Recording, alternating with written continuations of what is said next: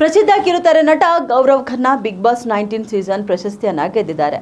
ಗೌರವ್ ಜೊತೆಗೆ ಫರ್ಹಾನಾ ಭಟ್, ಪ್ರಣೀತ್ ಮೋರ್, ಅಮಲ್ ಮಲ್ಲಿಕ್ ಮತ್ತು ತಾನ್ಯಾ ಮಿತ್ತಲ್ ಟಾಪ್ 5 ರಲ್ಲಿ ಸ್ಥಾನ ಪಡೆದಿದ್ದಾರೆ. ಕೊನೆಗೂ 10 ನಿಮಿಷಗಳಲ್ಲಿ ಗೌರವ್ ಅವರು ಗರಿಷ್ಠ ಮತಗಳನ್ನು ಪಡೆದು ವಿನ್ ಆಗಿದ್ದಾರೆ.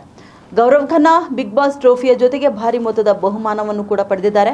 ಅದರೊಂದಿಗೆ ಅವರು 14 ವಾರಗಳಲ್ಲಿ ಬಹಳಷ್ಟು ಕೂಡ ಸಂಪಾದನೆ ಮಾಡಿದ್ದಾರೆ. ಇನ್ನು ಅವರು ಬಿಗ್ ಬಾಸ್ ಮನೆಯಲ್ಲಿ ಅತಿ ಹೆಚ್ಚು ಸಂಭಾವನೆ ಪಡೆಯುತ್ತಿದ್ರು ಎನ್ನಲಾಗ್ತಿದೆ.